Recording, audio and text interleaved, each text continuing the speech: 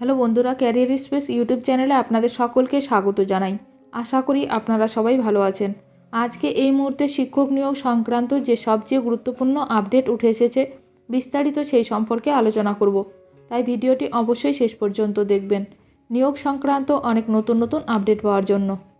যারা চ্যানেলে নতুন তারা চ্যানেলটিকে সাবস্ক্রাইব করে পাশে থাকা বেল বাটনে প্রেস করে অল নোটিফিকেশানটিকে অন করে রাখবেন, কারণ এমন ধরনের লেটেস্ট আপডেট নিয়ে এই চ্যানেলে সবসময় ভিডিও আপলোড করা হয়ে থাকে। এসএসসির মাধ্যমে কয়েক হাজার প্রধান শিক্ষক নিয়োগের সিদ্ধান্ত। নিয়োগ নিয়ে বড় খবর সামনে এলো। খুব ভালো খবর প্রধান শিক্ষক হতে চাওয়া চাকরি প্রার্থীদের জন্য। রাজ্য জুড়ে কয়েক হাজার প্রধান শিক্ষক নিয়োগের সিদ্ধান্ত নিল রাজ্য। বিতর্ক এড়াতে তৈরি হচ্ছে নতুন নিয়োগ বিধিও।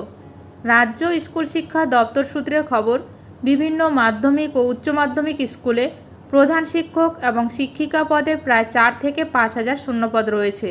সেই পদগুলোতে এবার নিয়োগ দেওয়া হবে। ইতিমধ্যেই নিয়োগ বিধি চূড়ান্ত করা হয়েছে, সেটা মুখ্যমন্ত্রী মমতা বন্দ্যোপাধ্যায়ের কাছে পাঠানো হয়েছে অনুমোদনের জন্য। নবান্ন সূত্রে এমনই খবর মিলেছে।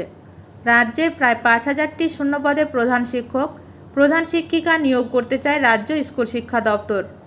এবারে নিয়োগে বেশ কিছু নতুন নিয়ম থাকছে। ওএমআর শিটে পরীক্ষা নেওয়ার পাশাপাশি সংরক্ষণ নীতিও থাকবে প্রধান শিক্ষকের ক্ষেত্রে। মুখ্যমন্ত্রীর চূড়ান্ত অনুমোদন এলেই রাজ্য মন্ত্রিসভায় পেশ হবে প্রধান শিক্ষক নিয়োগের বিধি।